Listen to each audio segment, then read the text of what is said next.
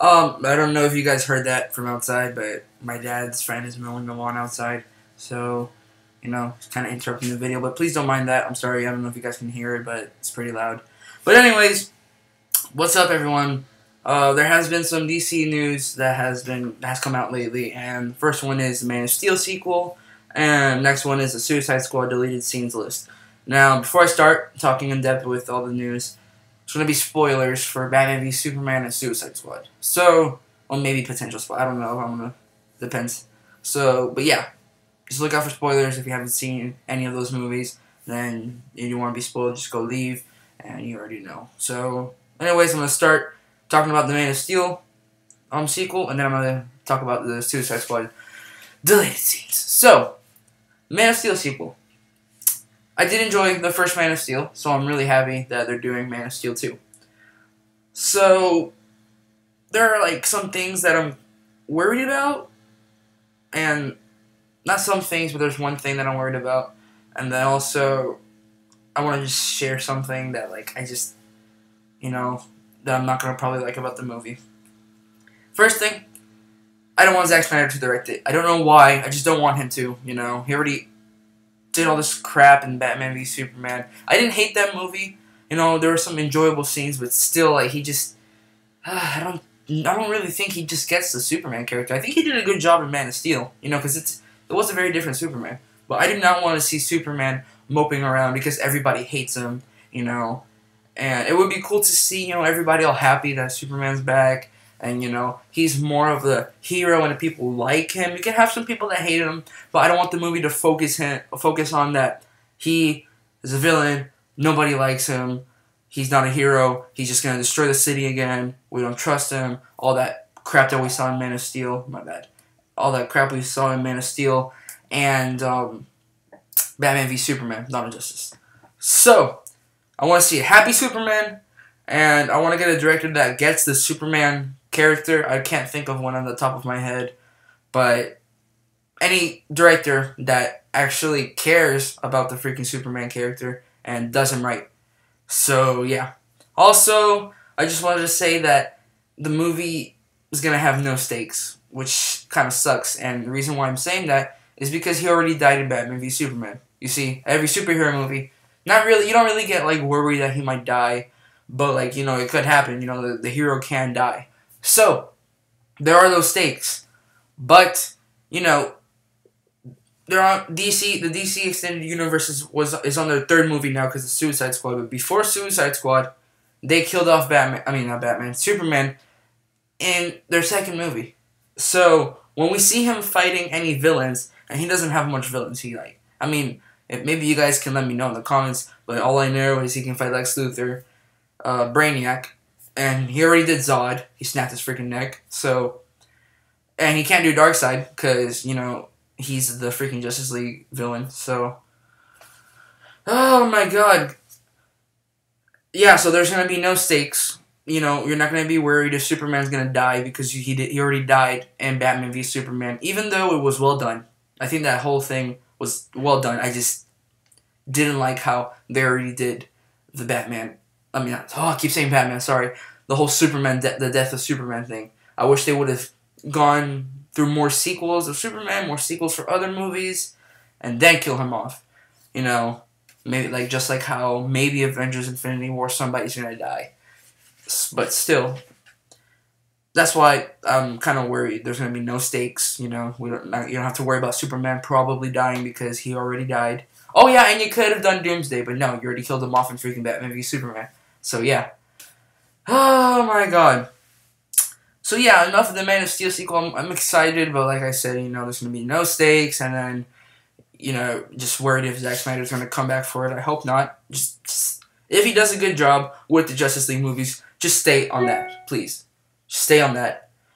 And, yeah. So, now, let's talk about Suicide Squad. I'm sorry. I got a text from somebody, I was just reading it. Alright, now I'm just going to start listing off the Suicide Squad deleted scenes. Just going to list them randomly. So, one of the deleted scenes is in the early cuts of the movie, Enchantress character, she do me a favor. No opening centered on Deadshot.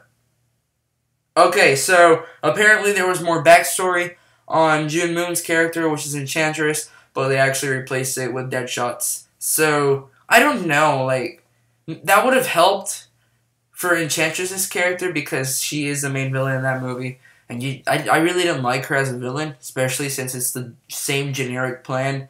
They want to take over the world, and then they just go to the center of a city and blast something into the air, some kind of portal, and then she just gets some faceless henchmen. You probably hear that in a bunch of reviews, but it's true. So, you know.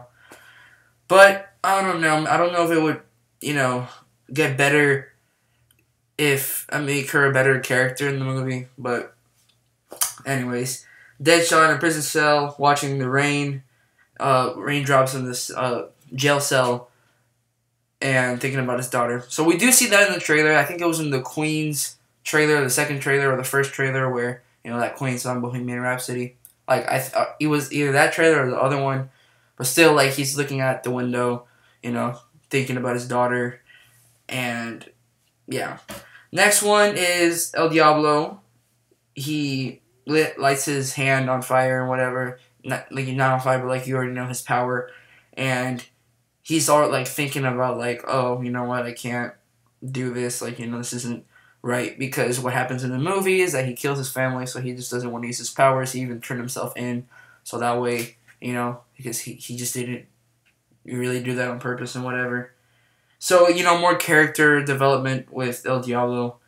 And then another one is that Captain Boomerang's racism and sexism is in the movie. He's more sexist or racist, I guess. I don't know.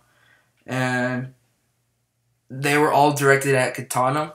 So, I don't know. Maybe I think it was better to keep that off the movie because then people will get mad. People will just get already offended. Like, oh my god, Captain Boomerang is such a retarded character because he's saying all this crap.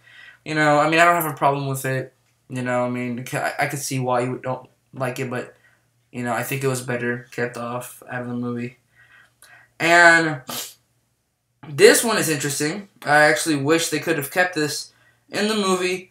That says early reports indicated more backstory for Killer Croc, revealing that he's a total social outcast, and that it's all because he was born with that little crocodile, not disease, like it's deep birth defect. I don't know, I forgot. And so we also do get a scene where he does fight Batman, and I wish we could have seen that because that was like one of the things that I was excited for because Killer Croc is one of my favorite Batman villains, and you see that awesome boss fight in Arkham Asylum, and now we get to see him in the big screen for the first time, and he doesn't even get screen time with Batman. He just kills some guards in the movie, he drags them in the water and eats them. So that's all we get, and that also scene where he tells himself that he proclaims that he's beautiful in his own way and whatever. So, like how he says in the movie. This one I don't like. I'm actually really glad that they kept this out of the movie. I mean, just hear me out. So, there was a reference in the movie. I mean, it was going to be a reference that